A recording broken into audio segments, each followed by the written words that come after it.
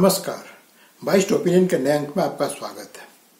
दोस्तों, हाल के वर्षों में जिस प्रकार से हमारे एमपी, एमएलए, सांसद, विधायक, इनकी भाषा का स्तर जिस प्रकार से गिरते जा रहा है, ये अपने आप में एक जो अलग चिंतन का विषय बनता जा रहा है और इस पर राष्ट्रीय विमर्श होना चाहिए था, वो हो नहीं पा रहा है। ऐसा इसलिए नहीं हो पा रहा है क्योंकि कोई भी राजनीतिक दल, चाहे वो राष्ट्रीय हो या फिर क्षेत्रीय दल हो, कोई भी इस अवगुण से अछूता नहीं है।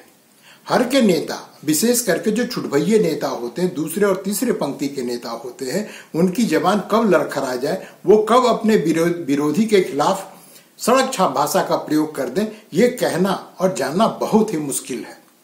चलिए, जब तक आप सभा में, चुनाव के समय में, भाषण में कुछ अनर्गल बातें करते हैं, तब तक लोग बर्दाश्त करता है। लेकिन एक बारगी जब आप चुन लिए जाते हैं, जब आप संसद या विधानसभा पहुंच जाते हैं, उसके बाद आपसे उम्मीद की जाती है कि आप जो है संयमित भाषा में बात करेंगे। लेकिन ऐसा हो नहीं पा रहा है दोस्तों। और चक्कर ये है कि जो इनके शीर्ष नेता होते हैं, इन नेताओं के जो इस तरह की भाषा का प्रयोग करते हैं, वो इस पर लगाम लगाने को तैयार नहीं है।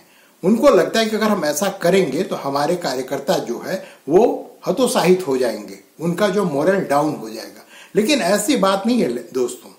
आप पक्ष में हो या विपक्ष में, जब आप इस तरह की बातें करते हैं, कुछ एक आध दिनों के लिए आप चर्चा का विषय अवश्य बनते हैं, लेकिन लोगों के निगाह में आप जो है एक घटिया नेता के रूप में आपकी छवि जो है उनके मन में बनती है। ये अलग बात है कि लोग मुखर नहीं होते हैं, इसके खिलाफ सड़कों पे नहीं आते हैं, इसके खिलाफ जो है जिस प्रकार से लोगों को उद्वेलित होना चाहिए वो नहीं हो पाते हैं। मैं बात कर रहा हूं झारखंड विधानसभा की। झारखंड विधानसभा में जिस प्रकार की भाषा का प्रयोग हेमलाल मुर्मू ने किया है, आज का जो है पूरा अंक जो है उसी पर बेस्ड है। तो आगे बढ़े उससे पहले जो है, जैसा मैं हमेशा कहता हूं कि अगर आपने अब तक वीडियो को सब्सक्राइब नहीं किया है तो सब्सक्राइब कर लें, अंत तक वीडियो देखें और तब जो कमेंट करें। अच्छा लगे तो लाइक कीजिए और अगर अच्छा लगे तो दोस्तों के साथ शेयर कीजिए। तो चलिए चलते हैं आज के वीडियो पर। दोस्तों, जैसा कि आपको पता ही है कि झारखंड में भी हाल में ही चुनाव संपन्न हुआ है और हेमंत सोरेन की सरकार यहां बनी है, झारखंड मुक्ति मोर्चा, और उनके सहयोगियों को काफी शानदार सफलता मिली है।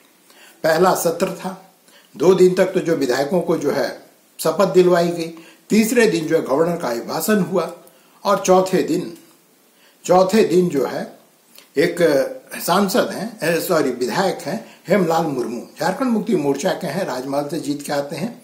उन्होंने एक ऐसी घटिया टिप्पणी एक बुजुर्ग नेता पर, जो कल तक उनके सहयोगी थे, कल तक हेमलाल मुर्मू उनको दादा दादा कहते, उनका मुंह नहीं थकता था, उन्होंने उस नेता के खिलाफ इतनी घटिया, हालांकि वो ग्रामीण क्षेत्रों में वो कहावत के रूप में प्रयोग किया जाता है, इतनी घटिया कहावत का इस्तेमाल किया कि पूरा का पूरा विधानसभा शर्मसार हो गया। मैं बताता हूं कि किन के खिलाफ उन्होंने ये टिप्पणी की है।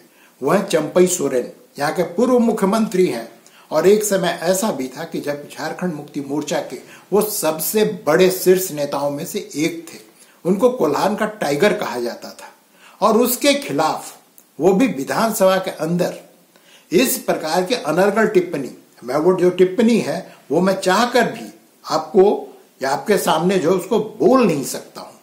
और कोई भी व्यक्ति अपने घर में भी अपने मां बहन के सामने इस तरह की भाषा का प्रयोग नहीं करता है। इस तरह की भाषा का प्रयोग किया ही नहीं जाना चाहिए। इस तरह की भाषा का प्रयोग इन्होंने किया। 2 दिन पहले की घटना है। पहले मैंने सोचा कि इस पे वीडियो ना बनाया जाए, लेकिन काफी सोच विचार करने के बाद मुझे लगा कि इस पे वीडियो अवश्य बनाया जाना चाहिए।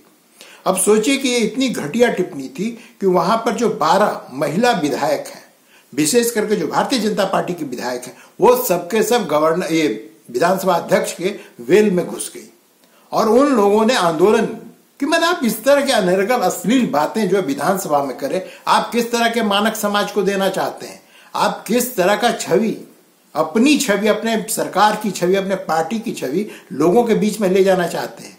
और ये कोई युवा नेता नहीं हेमलाल मुर्मू, ये 73 साल के हैं और ये जिस बात को लेकर के चंपई सोरेन पर टिप्पणी कर रहे थे, मजेदार बात यह है कि उनको दुख हो रहा था कि झारखंड मुक्ति मोर्चा को छोड़ करके चंपई सोरेन भारतीय जनता पार्टी में क्यों चले गए। दोस्तों, इससे पहले हेमलाल मुर्मू जो झारखंड मुक्ति मोर्चा को छोड़ करके वो भी भारतीय जनता पार्टी में जा चुके हैं। वो वहां 10 साल रहे हैं। जब उनको वहां पे चुनावी सफलता झारखंड मुक्ति मोर्चा के टिकट पर नहीं मिला, तब कहीं जाकर के वो फिर से जो झारखंड मुक्ति मोर्चा को ज्वाइन किए हैं। अब सोचिए कि आदमी को अपने कर्म जो है वो आदमी भूल जाता है। हेमलाल मुर्मू यहां पर अपने कर्म भूल गए कि वो भी अपनी पार्टी को छोड़ करके, और अगर चंपई सोरेन ने दगाबाजी की है तो हेमलाल मुर्मू ने भी दगाबाजी करके शिबू सोरेन का साथ छोड़ करके वो भी झारखंड मुक्ति मोर्चा में गए थे। लेकिन चूंकि उनको अपने नेता के समक्ष अपनी लॉयल्टी पेश करनी है, अपने नेता के आंखों का तारा बनना है, इसलिए वो किसी भी नेता को कुछ भी कह सकते हैं, कुछ भी कह सकते हैं। और ये सब जो है, जो अपने को कहते हैं कि हम लोग बहुत बड़े आदिवासी नेता हैं, इनका जमीन पर कोई, जो कहते हैं कि कोई पकड़ ही नहीं है, कोई मजबूती नहीं है। ये अगर इतने बड़े आदिवासी नेता थे तो भारतीय जनता पार्टी के टिकट पर क्यों नहीं चुनाव जीत पाते थे। ये सब वो नेता हैं जो पार्टी के नाम पर चुनाव जीत करके आते हैं। इनकी अपनी कोई औकात नहीं है। अगर वहां पे झारखंड मुक्ति मोर्चा इनके जगह पे, हेमलाल मुर्मू के जगह पर अगर किसी और को भी टिकट देता तो वो भी चुनाव जीत करके आता। तो ये लोग जो है वो हैं जो अपनी औकात भूल चुके हैं। ये पार्टी के भरोसे हैं, पार्टी इनके भरोसे नहीं है। अगर पार्टी इनके भरोसे होती तो भारतीय जनता पार्टी में जब ये 10 साल रहे तो भारतीय जनता पार्टी की ही को ही जो है ये राजमहल क्षेत्र में या पूरे के पूरे संताल परगना क्षेत्र में मजबूत कर पाते, उसके जड़ को मजबूत कर पाते। वो कर ही नहीं पाए और इन्होंने ये टिप्पणी की। हालांकि अलग बात है कि फिर जो है विधानसभा अध्यक्ष ने उसको जो है कार्रवाई से बाहर कर दिया। तब जाकर के महिला विधायक लोग इस पर अपनी सीट पर जाकर के उन लोग फिर बैठे और फिर आगे की कार्रवाई प्रारंभ हो पाई। यहाँ पे एक प्रश्न है दोस्तों सबसे बड़ा, कि जो हेमंत सोरेन है, हेमंत सोरेन मुख्यमंत्री हैं आज के तारीख में, वो सर्वोपरि सुप्रीम लीडर है। उनको किसी नेता के बगावत से कोई अंतर नहीं पड़ता है। इसके बावजूद वो क्यों नहीं इस तरह के नेताओं पे कार्रवाई करते हैं। अगर आप कार्रवाई नहीं करना चाहते, आप कोई डिसिप्लिनरी एक्शन नहीं लेना चाहते, कम से कम उनको जो सो मौखिक रूप से तो हड़काइए कि ये तुम क्या कर रहे हो। मजेदार चीज कि हेमंत सोरेन की पत्नी जो है कल्पना सोरेन, वो भी विधानसभा में है। अब क्या आपके पत्नी के समक्ष कोई आदमी अश्लील बात करे और आप उसको बर्दाश्त कर लेंगे सिर्फ इसलिए क्योंकि इससे राजनीतिक लाभ मिलता है? और आपको इससे क्या राजनीतिक लाभ मिलता है? अगर कोई विधायक किसी दूसरे को गाली बकता है, उसके खिलाफ अपमानजनक शब्दों का इस्तेमाल करता है, उससे न तो पार्टी की छवि सुधरती है, न उस नेता की छवि सुधरती है। आइए अब थोड़ा इतिहास में चलते हैं दोस्तों। हाल के वर्षों में तो आप देख ही रहे कि संसद हो या विधानसभा हो किसी भी राज्य का, एक दूसरे को गाली देना, कई जगहों पर तो मारपीट तक हो चुकी है। ये एक आम फैशन बन चुका है। लेकिन दोस्तों उन दिनों को याद कीजिए जब देश स्वतंत्र हुआ था। जवाहरलाल नेहरू देश के पहले प्रधानमंत्री थे और उनके खिलाफ सबसे ज्यादा आलोचनात्मक टिप्पणी कौन करता था? संसद और संसद के बाहर। वो थे राम मनोहर लोहिया, समाजवादी नेता थे। वो नेहरू को कहीं नहीं छोड़ते थे, लेकिन मुद्दों पर नहीं छोड़ते थे। मुद्दों पर, उनके नीतियों पर, नेहरू जी की नीतियों की आलोचना किया करते थे। व्यक्तिगत टिप्पणी नहीं करते थे, उनको गाली नहीं देते थे। और मजेदार वाक्य आपको बता रहा हूं दोस्तों कि जब राजीव गांधी का जन्म हुआ तो राम मनोहर लोहिया जो है नेहरू जी के घर गए उनसे मिलने के लिए, और उनको नाती हुआ था उसको देखने के लिए। अब जवाहरलाल नेहरू की देखिए, वो राजीव गांधी को गोद में लेकर के आए और राम मनोहर लोहिया के गोद में रख दिया और कहा कि भाई इसका कोई अच्छा सा नाम रख दो। ये जो राजीव नाम है राजीव गांधी का, ये राम मनोहर लोहिया की देन है। अब सोचिए दोस्तों कि उस समय के हालात क्या थे और आज के हालात क्या हैं।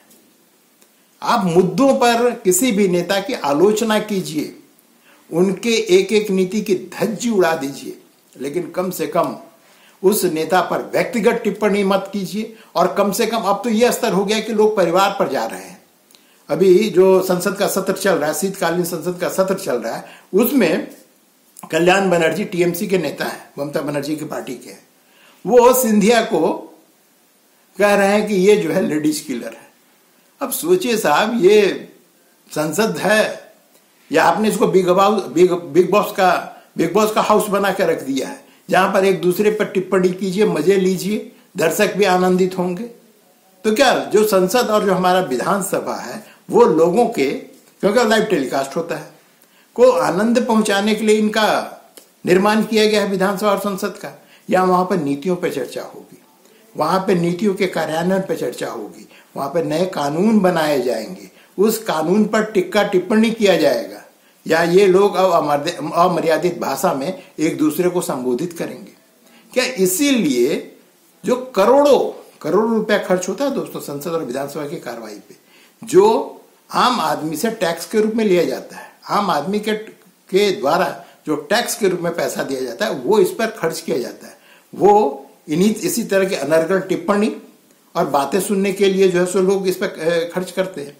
भैया लोगों की बात कीजिए ना, यहाँ पर जो सड़क, अस्पताल, शिक्षा, स्कूल, ये कैसे होगा, कैसे लोगों तक जो आम सुविधाएं पहुंचाई जाएंगी, उस पर चर्चा कीजिए ना। इसको बिग बॉस हाउस मत बनाइए। तो आज के अंक में दोस्तों बस इतना ही। वीडियो देखने के लिए धन्यवाद। मिलते हैं अगले अंक में।